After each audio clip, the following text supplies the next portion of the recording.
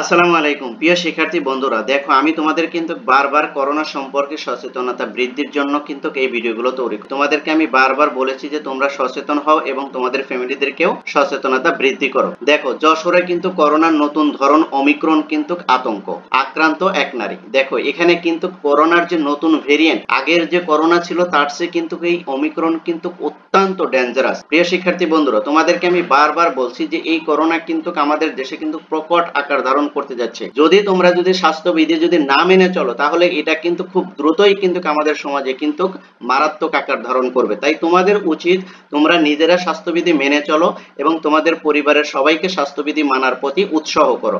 ওকে, একটু খেয়াল করে দেখো এই যে এখানে কি বলছে, এখানে দেখলেই তোমরা বুঝতে পারবে। এই যে দেখো 13ই জুন প্রকাশিত হয়েছে, এখানে দেখো যশোরে করোনার নতুন ধরন ওমিক্রন আক্রান্ত এক নারী। একটু তোমরা খেয়াল করো, এটা পড়লে তোমরা বুঝতে পারবে যে করোনাটা আমাদের দেশে কিভাবে আতঙ্কিত তৈরি করছে। আমরা যদি এর স্বাস্থ্যবিধি এবং এর প্রতিরোধ যদি আমরা যদি না করি, তাহলে কিন্তু এটা কিন্তু দিন দিন বৃদ্ধি পাবে। আর একবার যদি বৃদ্ধি পেয়ে যায়, তাহলে ক্ষতির পরিমাণটা কি পরিমাণ পৌঁছাবে এটা তোমরা বুঝতে পেরেছো। কারণ এর আগের করোনা কিন্তু আমাদেরকে শিক্ষা দিয়েছে, এর আগেই আমাদের কি করতে হবে, সচেতনতা বৃদ্ধি করতে হবে, নিজেরা সচেতন হতে হবে এবং অন্যদেরকেও এ বিষয়ে সচেতনতা বৃদ্ধি করতে হবে। দেখো এখানে কি বলছে, যশোরে করোনা ভাইরাসের নতুন ধরন ওমিক্রন আতঙ্ক বিরাজ করছে। ইতিমধ্যে ওমিক্রন ভেরিয়েন্ট আক্রান্ত এক নারী শনাক্ত করা হয়েছে। ওমিক্রনে আক্রান্ত অর্থাৎ করোনার যে একটা নতুন ভেরিয়েন্ট, যেটা আমি আগেই বলেছি যে এটা কিন্তু করোনার যে আগের যে করোনা ছিল সেটার চেয়ে কিন্তু উন্নত একটা ভেরিয়েন্ট।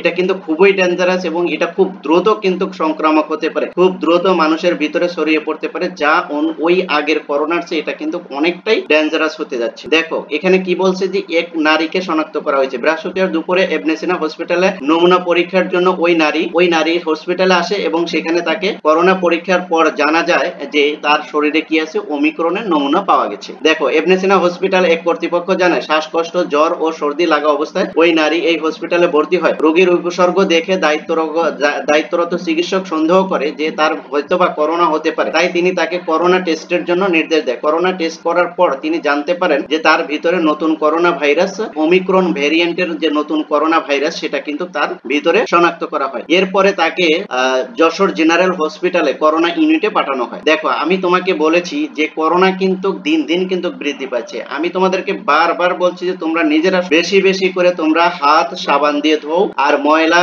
অপরিষ্কার হাত দিয়ে তোমরা কখনোই চোখ, নাক, মুখ স্পর্শ করবে না। আর বেশি লোকালয় থেকে এড়িয়ে চলো। নিজে সেফটি থাকো, অন্যদেরকে সেফটির ব্যাপারে উৎসাহিত করো। এটা যদি করতে পারো, তাহলে কিন্তু এই করোনার যে উপক্রম, এটা থেকে আমরা কি করতে পারবো, নিজেদেরকে সেভ করতে পারবো। আর আমরা যদি স্বাস্থ্যবিধি যদি না মেনে চলি, তাহলে কিন্তু এটা কিন্তু এর আগের বারের চেয়েও ভয়ানক আকার ধারণ করতে পারে। কারণ এই যে ভেরিয়েন্টটা, এটা কিন্তু খুব দ্রুত কিন্তু মারাত্মক ভাবে ছড়াইতে পারে, যেটা আগের তুলনায় খুব বেশি আকারে এটা মানুষকে এফেক্ট করতে পারে। তাই আমি তোমাদেরকে সবসময় উৎসাহ দিচ্ছি এবং তোমাদেরকে আমি সাহস যোগাচ্ছি, তোমরা এর প্রতি ভয় না পেয়ে তোমরা দ্রুত স্বাস্থ্যবিধিগুলো মেনে চলো এবং স্বাস্থ্যবিধির যে নির্দেশনা আসে সেগুলো তোমরা অক্ষরে অক্ষরে পালন করতে থাকো। এই বিষয়ে যে কোনো আপডেট চলে আসলে আমি তোমাদের সাথে শেয়ার করব। আর এই জন্য এই ভিডিওটি লাইক করতে হবে, কমেন্ট করতে হবে, চ্যানেলটি সাবস্ক্রাইব করে পাশে থাকতে হবে। Thank you so much. আল্লাহ হাফেজ।